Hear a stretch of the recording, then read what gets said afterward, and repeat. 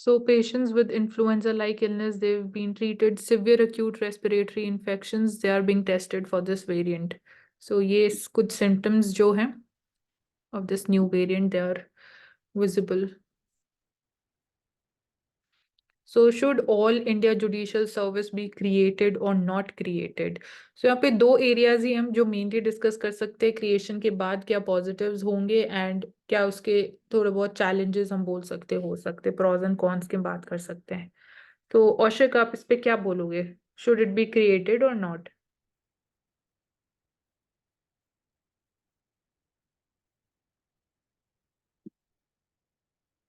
Okay, Aushik is not here with us. Karuna, what would you say on this? I think it should be created, क्योंकि एक credit based जो system है वो इससे ज्यादा introduce हो जाएगा, ज्यादा स्ट्रीमलाइन हो जाएगा, तो आई थिंक होना चाहिए. और क्या आर्ग्यूमेंट्स बोल सकते हो? अदर मेंबर्स जो प्लीज. डिस्ट्रिक्ट लेवल्स पर जो पेंडेंसी देखी जाती है केसेस की वो कम हो सकती है, क्योंकि अगर सुप्रीम कोर्ट और हाई कोर्ट से कंपैरेटिवली देखा जाए तो डिस्ट्रिक्ट लेवल पर बहुत ज्यादा पेंडेंसी देखी जाती है केसेस की, तो वो ठीक. रिजोल्व होगी. एक और स्ट्रक्चरल अप्रोच चलेगी कि ऑल इंडिया जुडिशरी सर्विस के रिगार्डिंग की किस तरह से कंपटीशन बढ़ सकता है, कि अगर जिनको तैयारी करनी है उसके रिगार्डिंग. सो एक यूनिफॉर्म स्टैंडर्ड क्रिएट हो जाएगा, यूनिफॉर्म मेथड ऑफ रिक्रूटमेंट होगा ऑल इंडिया लेवल पे, like we have for the civil services examination. And we can say यहाँ पे और जो इम्पोर्टेंट एक और पॉजिटिव इसका हो सकता है कि जो बैकवर्ड सेक्शन है या बैकवर्ड क्लास ऑफ सेक्शन है सोसाइटी का, they would also be able to get representation. So this is there, and there is one issue of बात करते हैं corruption का, so that can also be tackled. Apart from this, vacancies का यहाँ data भी है कि judicial vacancies as a percentage of total number of judges is 20 to 25%. So vacancies can also be filled up by conducting this exam on regular basis every year. यहाँ पे at the present जो independence of the district judges from the state government, that is guaranteed by the fact that high courts they play a significant role in their appointment, transfer and the removal. So अगर all India judicial service create कर देंगे, were to be created, how can we ensure कि there is judicial independence? So ये भी बोल रहे हैं कि एक challenge है. So यहाँ पे इसी की given the chief minister state they could take any action when it is unsympathetic to the government. So the present system has worked well, and jo all India judicial service does not seem to be the better alternative for this purpose. So 42nd constitutional amendment act was introduced, constitutionally suspect. All of this is यहाँ पे जो 42nd amendment किया गया था वही दे था कि judicial review को challenge किया गया था. So that was considered as a part of the basic structure of the constitution. So this needs to be ensured. Independence, I don't think so. Independence would be compromised if we create an all India judicial service. Mansi जी, एक issue शायद इससे related भी हो सकता है कि जैसे हर state का स्पेशलाइज्ड लोकल मतलब जो कस्टम्स होते हैं और लैंग्वेज होती है उनके अकॉर्डिंग लॉज होते हैं, तो क्या वो मतलब थोड़ा जैसे स्टेट चैलेंजिंग स्पेसिफिक हो जाते नहीं, हैं? वो इतना बड़ा चैलेंज नहीं होगा. वो तो आपको as a part of training जो रीजनल लैंग्वेजेस हैं उसमें आपको ट्रेनिंग प्रोवाइड की जाएगी. तो that is not a problem. That वो आपको अभी भी सिविल सर्विसेज के अंडर भी आपको प्रोवाइड की जाती है. तो वो कोई इतना बड़ा चैलेंज नहीं है. ओके, ठीक है. सर साइंस एंड टेक वाला बता रहे हैं ना आपको, साइंस एंड टेक हो सकता है. औशिक क्या आप बोल रहे हो? I think he is on a no call. मार्सी है, नो. ओके ठीक है ठीक है, we can move forward. Okay, so यहाँ पे important data, retail inflation for the farm workers in November 7.37%, which is really high. Retail inflation October was 7%, ये और increase हुई है for the farm workers. तो आप imagine कर सकते हो अगर farm workers की income अगर हम बोलते हैं कि inflation increase हो रही है तो उसकी उनकी जो real income है वो reduce होगी, क्योंकि real inflation real income हम कैसे calculate करेंगे considering inflation? Can you tell me the formula? Very simple formula is there.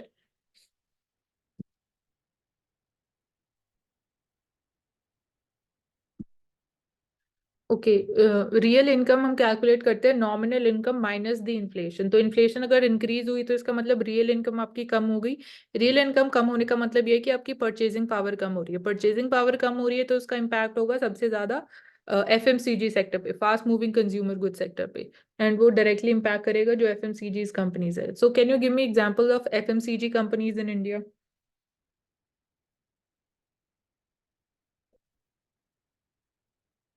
Fast moving consumer goods, और डेफिनेशन भी प्लीज शेयर कर दो, क्या होते हैं नहीं, एफएमसीजी? आई थिंक डाबर हो सकता है। हाँ, डाबर हो सकता है, एक एचयूएल होता है, हिंदुस्तान नेस्ले। यूनिलीवर लिमिटेड होता है। हाँ, नेस्ले हो गया, दीज आर इम्पैक्ट, ठीक है। Then Bajaj consumer limited. हाँ, फास्ट मूविंग कंज्यूमर गुड्स मतलब कि there are these are non durable goods, जो आपको डेली लाइफ में आपकी जो डिमांड्स हैं, लाइक कंजम्पशन डिमांड है, उनको सेटिस्फाई करने के लिए चाहिए होते हैं, तो उनको हम एफएमसीजी गुड्स बोलते हैं। सो पोस्ट ऑफिस बिल 2023, तो यहाँ पे अगर हम बात करें तो की फीचर्स क्या है बिल के? Allows the interception the articles transmitted by the post on ground such as the security the state friendly relations with the foreign states public order, ये बोल सकते हैं रीजनेबल रिस्ट्रिक्शंस हैं।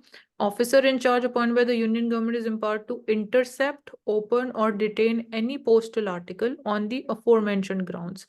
सो इन ही ग्राउंड्स पे the articles they can be opened.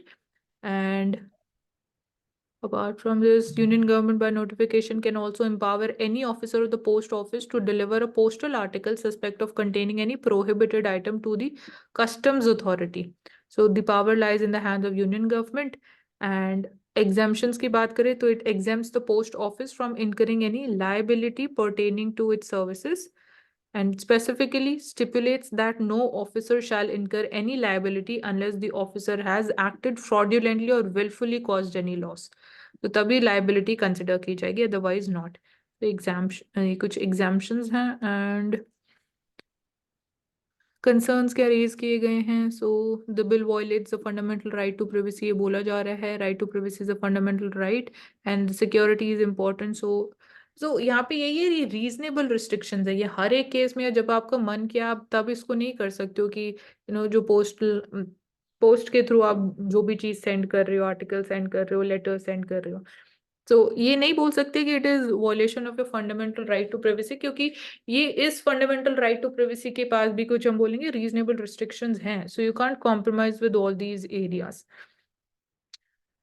So that's there, and ये भी बोला जा रहा है कि it encourages state surveillance and violates article 14, 19, 21. तो आप इसको इस तरीके से पुट अप कर सकते हो कि एक ये आर्ग्यूमेंट है, but however again reasonable restrictions आ जाते हैं and it is not a generalised case. So this wouldn't lead to violation of your fundamental rights, because even fundamental rights, all the fundamental rights are not absolute in nature, except Article 17, which talks about abolition of untouchability. तो मानसी यहाँ पे important press group हो गए IFF, internet freedom foundation. तो अगर कहीं पूछेगा तो इसको लिख सकते हो ठीक है. हाँ. Last second paragraph. हाँ, ये रहेगा. इंटरनेट फ्रीडम फाउंडेशन बोल रहे हो ना आप? हाँ, तो इससे कुछ भी कमेंट लिख सकते हैं कि उनका क्या ओपिनियन था रिगार्डिंग द ये बिल हो गया, कोई भी इंटरनेट से रिलेटेड क्वेश्चन है सब।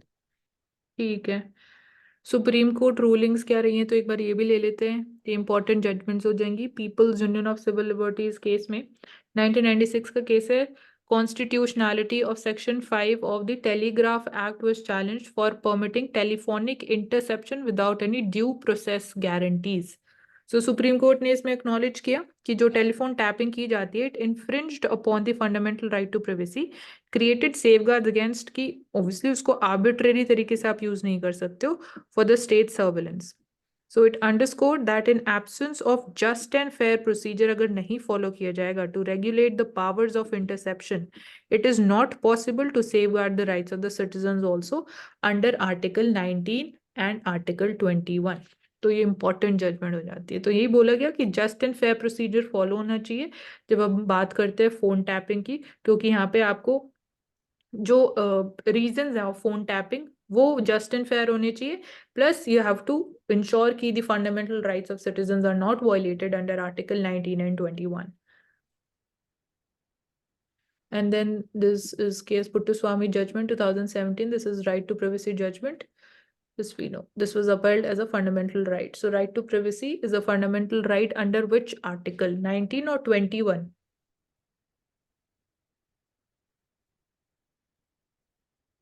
ऐसे क्वेश्चंस डायरेक्टली आते प्रीलिम्स में।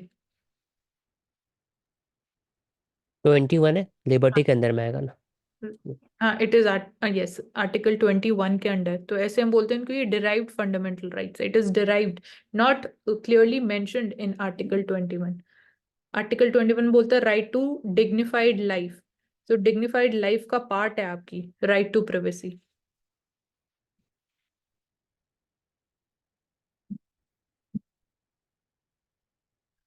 ओके, सो कल जो हमने ज्योग्राफी के क्वेश्चंस डिस्कस किए थे, we can just quickly go through the answers.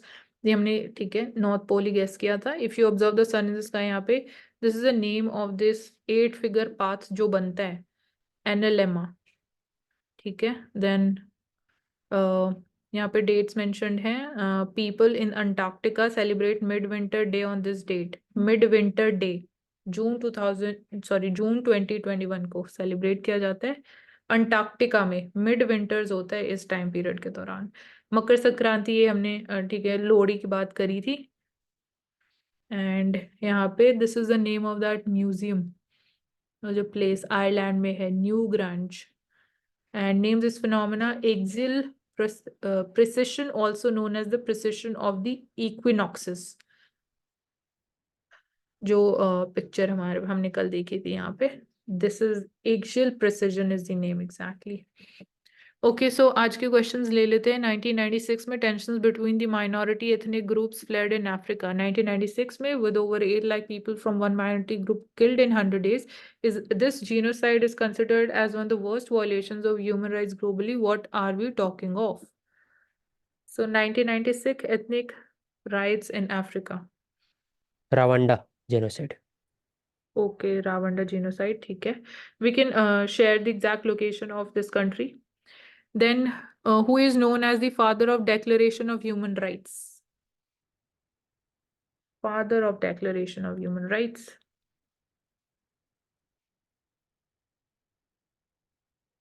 We'll look for this. Question 3. Across the world, the debate rages on about a woman's right to make the sexual decisions for herself. What significant event in 2012 added heft to this battle? 2012 में कौन सा significant event हुआ था? Beijing declaration होगा। ठीक है। तो सो उसमें औशिक थोड़ा डिटेल्स आप बता सकते हो?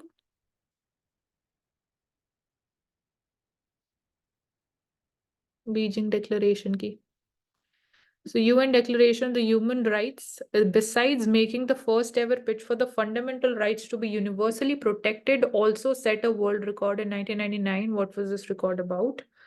And next question is December 2023 marks the, which is number कौन सा है, anniversary of the Universal Declaration of Human Rights.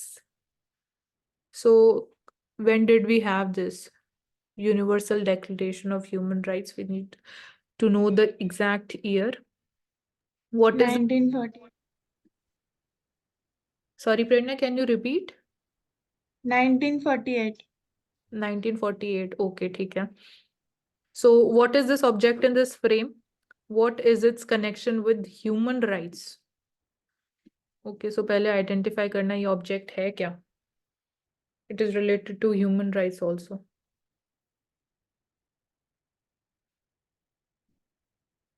Okay, we can continue and discuss rest of the answers tomorrow.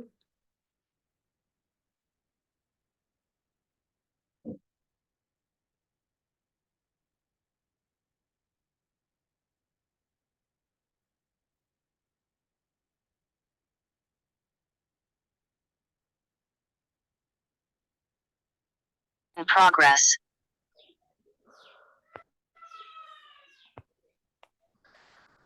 Anchal, please switch off your video.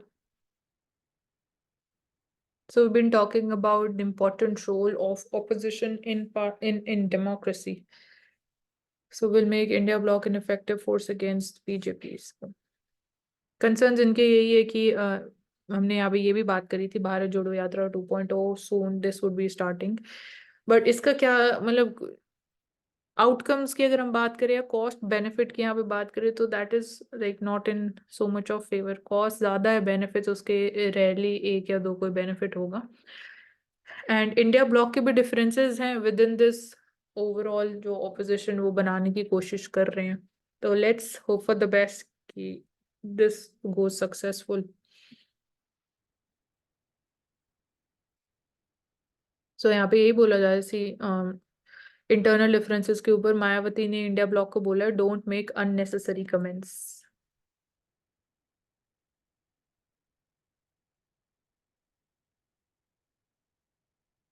So CISF would be now taking care of the security of the Parliament complex, Central Industrial Security Force. So we can talk about this, both the security wing or fire wing may we would be seeing CISF as in the leadership role under the government building security. So one, this change has been done. Earlier we had the CRPF.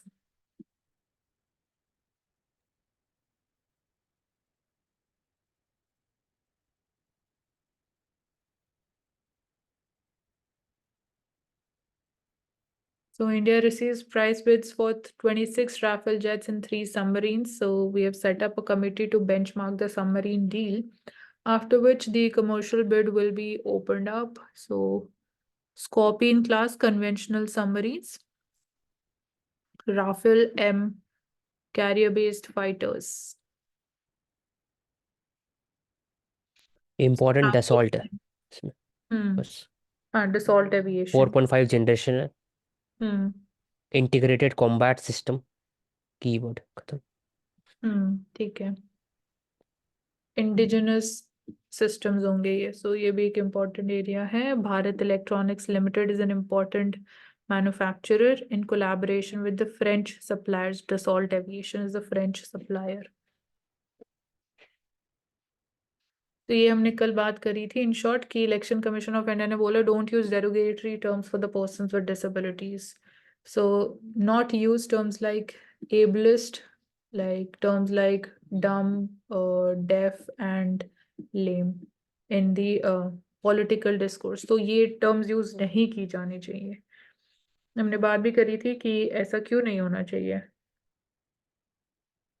So it in this context, it is a mockery, derogatory references, insult to the persons with disabilities. So this definitely is a violation of also the Rights of Persons with Disabilities Act 2016. So ये guideline है and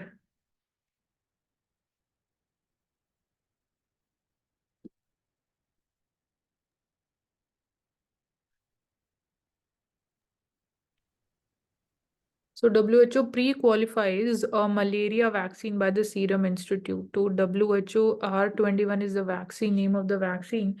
Second malaria vaccine है. And so Gavi is important यहाँ पे जो Global Vaccine Alliance हम जिसको बोलते हैं. We can look for this, more details on this. UNICEF plays an important role. Missing for 42 years. Nam Dapa flying squirrel resurfaces in Arunachal Pradesh.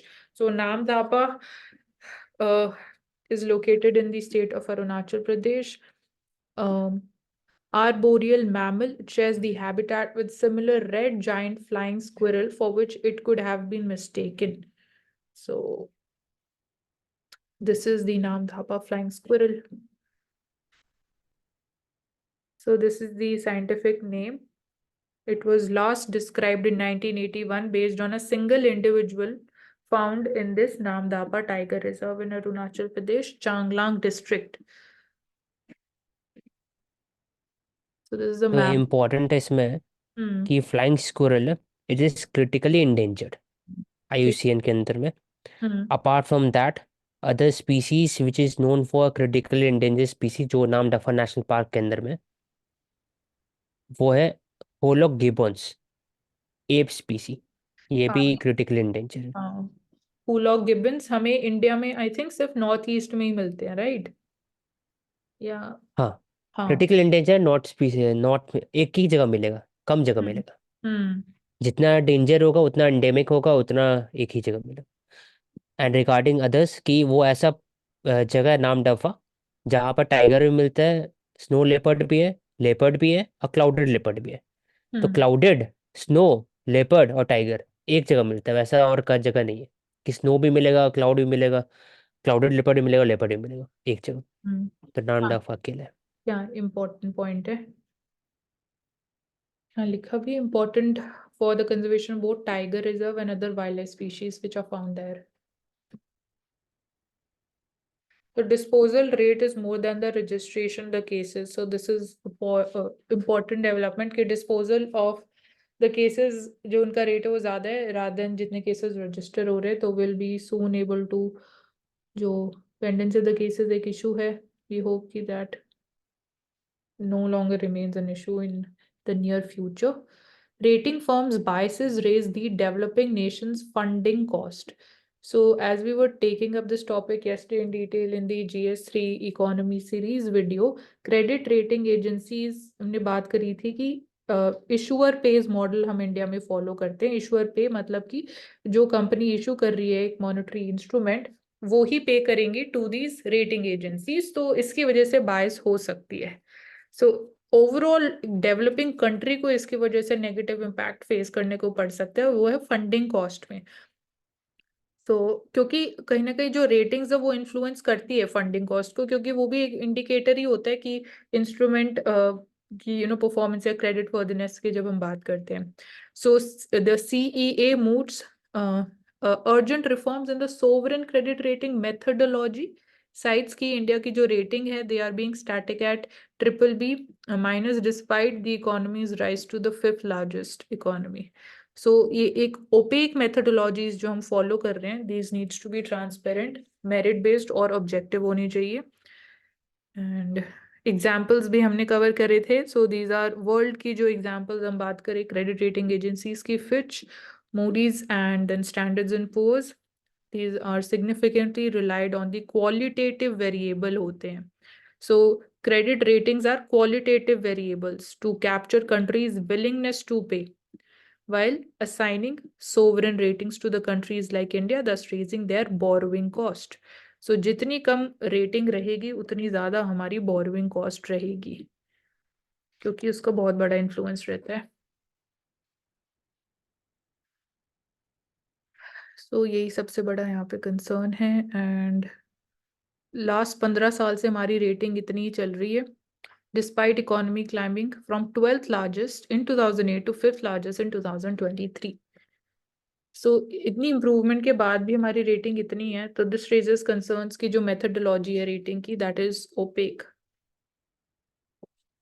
हम बात करते हैं कि हमारे मैक्रो इकोनॉमिक फंडामेंटल्स भी रोबस्ट हैं, मोमेंटम भी हमारा स्ट्रांग है, प्लस ग्लोबल इकोनॉमी जो हम बोल सकते हैं डाउन टर्म में है, उसके बाद भी India में we are seeing कि it remains a bright spot.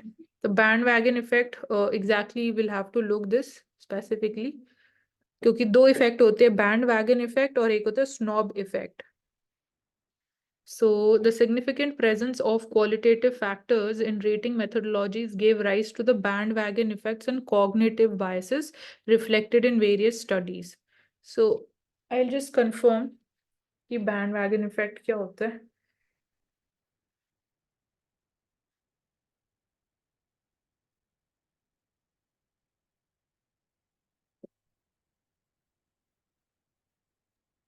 Mansi जी, हाँ जी। हाँ, इट्स बेसिकली के टेंडेंसी ऑफ पीपल, मतलब हम कोई बिहेवियर अडॉप्ट करते हैं जस्ट बिकॉज बाकी सब कर रहे हैं कोई चीज। हम्म, ठीक है। नहीं, इसको एक और थोड़ा स्पेसिफिकली मैं बताना चाहती हूँ। तो psychological phenomena in which people do something, हाँ बाकी लोग कर रहे हैं, बट इसका एक और माइनर पॉइंट होता है। ये भी तो हो सकता है बैंड वॉगन इफेक्ट, बोल सकते हैं कि सबको अगर शॉर्ट कर रहा है डालने का तो मैं भी कर रहा हूँ। हाँ, ये वही है कि मतलब कि अगर पॉपुलैरिटी किसी पर्टिकुलर गुड की इंक्रीज हो रही है तो यू वुड विश कि आप उसको भी खरीदो, मतलब गुड के पर्सपेक्टिव से भी यहाँ पे बैंड वैगन इफेक्ट का यही मतलब है कि एक क्वालिटेटिव फैक्टर है। अगर जो रेटिंग्स हो रही है, methodologies they give rise to the bandwagon effect. And bandwagon effect की मतलब बाकी सारी भी अगर हम बात करते हैं कि इंडिया अगर बोरो करे डिफरेंट एजेंसी से या कंट्री से या मार्केट से, तो वो फिर सब जगह वो इम्पैक्ट होता है, उसका इफेक्ट होता है। तो वो ही प्रैक्टिस फिर बाकी सब एरियाज में भी देखने को मिलती है। तो इस कॉन्टेक्स्ट में तो इसका ये मतलब है। और स्नॉब इफेक्ट जो होता है वो ये होता है कि अगर सपोज किसी गुड की डिमांड बहुत ज्यादा इंक्रीज हो रही है, किसी सर्विस की डिमांड बहुत ज्यादा इंक्रीज हो रही है, तो आप उसके लिए नहीं जाओगे। आप सिर्फ प्रेफर करोगे कि लग्जरी गुड्स जो सब लोग नहीं खरीद रहे, जिसकी डिमांड इतनी ज्यादा नहीं है, जिसको मतलब खरीदना एक बहुत बड़ा टास्क है क्योंकि उसका प्राइस इतना ज्यादा है, तो उसको बोलते हैं हम स्नॉब इफेक्ट। तो एक तरीके से बैंड वैगन इफेक्ट का ऑपोजिट हम बोल सकते हैं स्नॉब इफेक्ट होता है।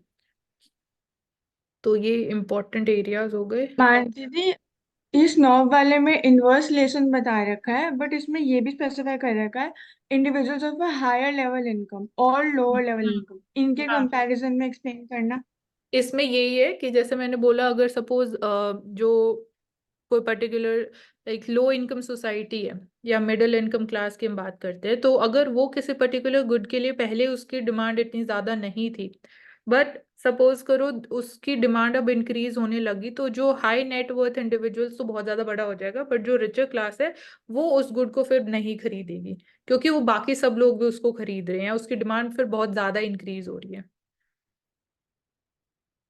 ठीक है। Okay, yes.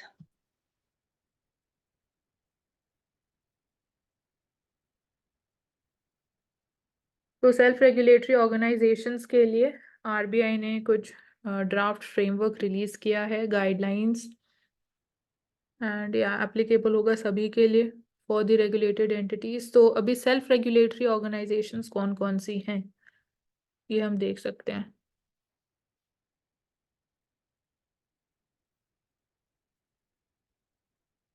So rapid growth of these regulated entities in terms of कि उनका नंबर भी इंक्रीज हो रहा है, स्केल ऑफ ऑपरेशंस एक्सपैंड हो रहे हैं, and adoption of innovative technologies, enhanced customer base है, तो इसलिए उनका सेल्फ रेगुलेशन और ज़्यादा इम्पोर्टेंट हो जाता है।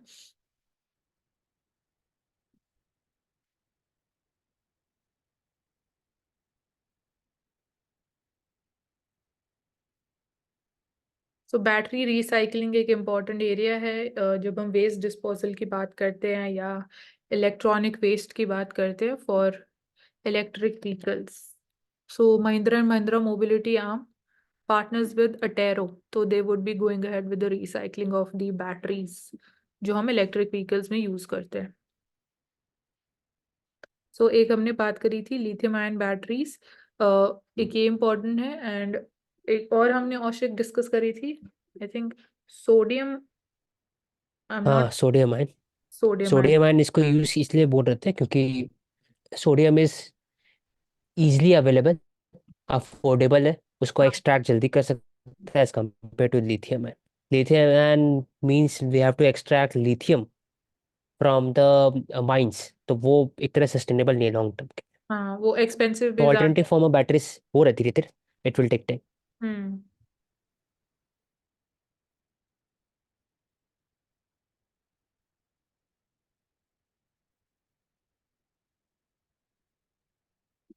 सो सूडान में भी we are seeing unstable situation, fighting between Sudan's military and the rapid support forces. So Sudan में भी there was a military coup, not now but पहले हुआ था। notorious paramilitary group है rapid support forces. So they have forced 3 lakh people to flee their homes in a province that had been a safe haven for the families displaced by the devastating conflict in the northeastern African country. So it is closely located to the Horn of Africa also, and यहाँ पे हम बात कर सकते हैं important lakes कौन सी है, important even जो रेफ्यूजी कैंप्स होते हैं जब जहाँ पे माइग्रेंट्स की पॉपुलेशन ज्यादा है, उस पे क्वेश्चन आ चुका है प्रीलिम्स में। So name of the location becomes important, so map of Sudan is also important, so you can share that.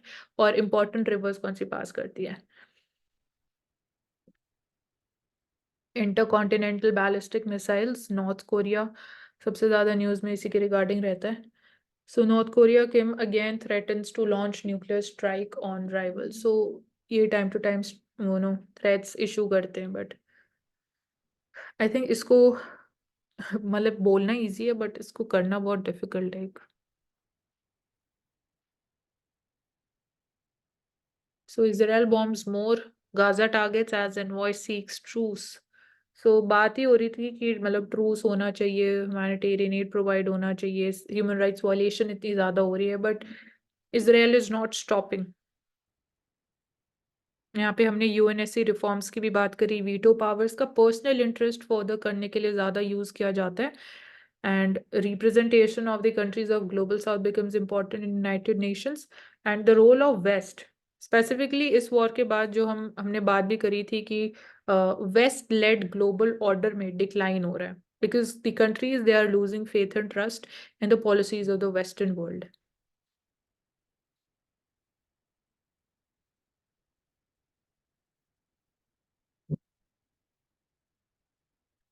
तो ये हम बात कर रहे थे Sanjay becomes the new president as the Brij Bhushan loyalist sweep the polls. तो जो संजय है, who's been elected the president of the Wrestling Federation of India, वो एक he's a loyalist to the Brij Bhushan. So ultimately I think जो main purpose था that has been defeated. इसको हम एक case study की तरह लेके चल सकते हैं कि जो wrestlers हैं उन्होंने concerns raise किए और sexual harassment in the sports of wrestling, and जो accuse किया गया it was the president of Wrestling Federation of India, and ultimately घूम फिर के चीजें सॉल्व हुई नहीं है. तो इस कॉन्टेक्स्ट में साक्षी मलिक जो है, शी सेड कि unable to hide her disappointment and tears they have decided to retire from wrestling.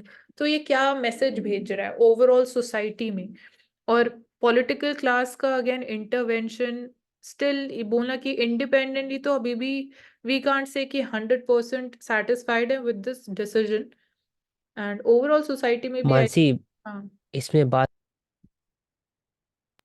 कि फ्री एंड फेयर इलेक्शन हुआ, वापस से जीत गया है.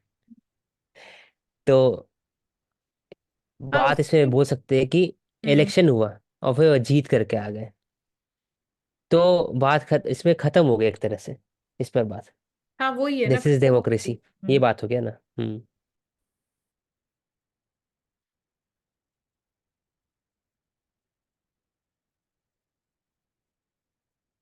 So what is this FIDE FIDE? think chess FIDE है ये. फीडे इंटरनेशनल फीफा होता है ना, ऐसे इंटरनेशनल बॉडी है FIDE with respect to the chess. जो भी चैंपियनशिप होता है वर्ल्ड वाइड, तो फीडे के अंदर में होता है. ठीक है.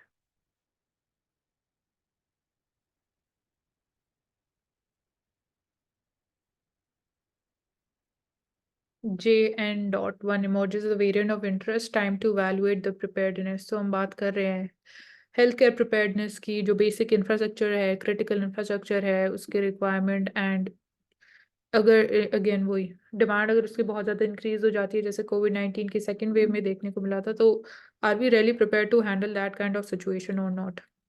So it is likely more transmissible or able to evade our immune system. So this is under intense scrutiny, but not a cause of immediate concern. And these were found to be mild, and all of them recovered without complications. So जितने भी cases आए हैं, उसमें अभी हमें यही देखने को मिल रहा है. So this is the update around this. And यहाँ पे again artificial intelligence का अगर हम बात करें, so in the 2 years in several areas, diagnostic technology has been enhanced by artificial intelligence, such as X-rays with AI inputs to aid in detection. So this we can say कि this is the role of AI in healthcare. Variant of interest होता है, variant of concern होता है, in order to prioritize the global monitoring and research. So right now this is a variant of interest, not of concern right now. So थोड़ा मतलब risky हो जाता है जब when we say it is a variant of concern.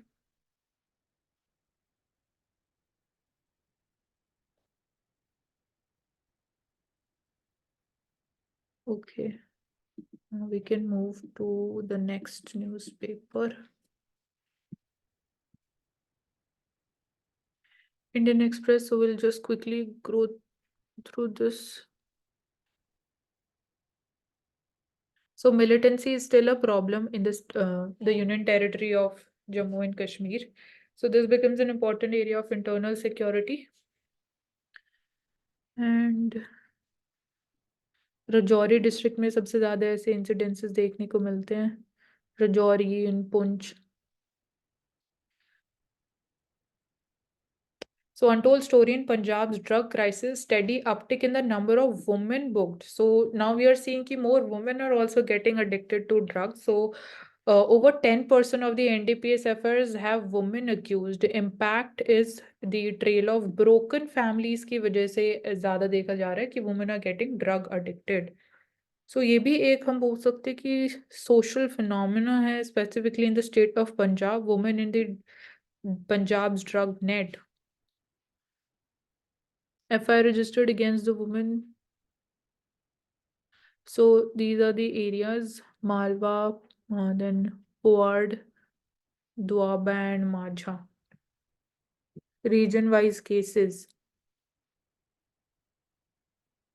Manjhi जी कोई ऐसा specific reason है कि पंजाब में ड्रग के इतने इश्यूज देखने को मिलता है? हाँ, क्योंकि मतलब मेनली हाँ, Punjab shares border with Pakistan state, तो इलीगल ड्रग स्मगलिंग पॉसिबल है, प्लस ड्रोन टेक्नोलॉजी के थ्रू भी हमें देखने को मिल रहा है कि ड्रग ट्रेड हो रहा है. And we talk about the golden crescent also. Golden crescent और golden triangle is towards the Myanmar. तो इंडिया एक तरीके से ट्रांजिट कंट्री की तरह एक्ट करता है दोनों गोल्डन ट्रायंगल और गोल्डन क्रेसेंट के बीच में. सो इसकी वजह से ज्यादा ड्रग स्मगलिंग होती है पंजाब में. सो दूसरा कि जो पंजाब के अलावा जम्मू कश्मीर में भी ड्रग प्रॉब्लम है बहुत ज़्यादा, जो ज़्यादा हाईलाइट नहीं होता है. सिक्किम में भी सबसे ज़्यादा है. हाँ सिक्किम वाला तो हाईलाइट ही नहीं होता है न्यूज़पेपर में. तो बात ही नहीं होती है. So Act is Narcotic Drugs and Psychotropic Substances Act, particularly to deal with such issues.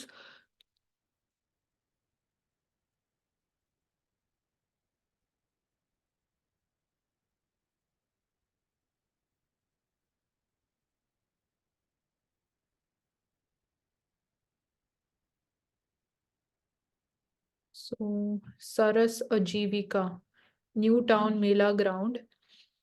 So national level handicrafts fair for the SHGs is being organized in Kolkata. This is an initiative of the Panchayats and Rural Development Department. तो ऐसे we can से कि बहुत सारे ऐसे और मेलाज हो सकते हैं डिफरेंट स्टेट्स में. Role of local bodies is important here, and we can look for कि वेस्ट बंगाल स्टेट से और कौन से ऐसे इम्पॉर्टेंट GI टैग्ड आर्टिफैक्ट्स हैं. सो इन दिस पिक्चर यहाँ से आप क्या बोल सकते हो कि मतलब क्या और इम्पोर्टेंट हो सकता है, मतलब unique artefacts from the state of West Bengal. Aushik, कुछ I have unique, to look into it once. हाँ यूनिक फीचर्स देखना पड़ेगा.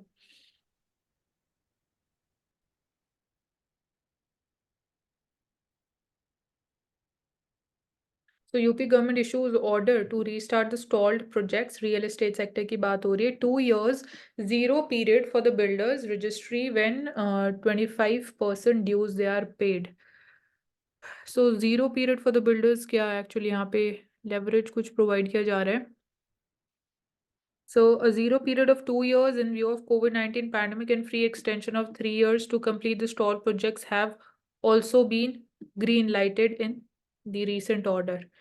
So ये COVID-19 की वजह से जो इम्पैक्ट हुआ, लॉकडाउन हुए और वो सब जो इनकम पे इम्पैक्ट हुआ, तो आई थिंक बिल्डर्स को 2 साल का और टाइम पीरियड दिया गया to complete the projects.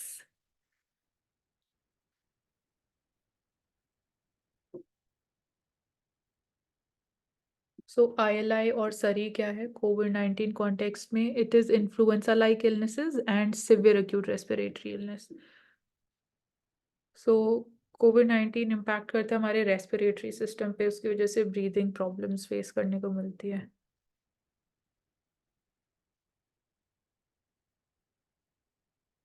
Mental health of Delhi kids, anxiety और बुलिंग सबसे बड़ा इशू है. So government schools, they are coming forward, counselors, they have conducted sessions with the students. What are the reasons? ये 2 main reason यही है, anxiety and bullying.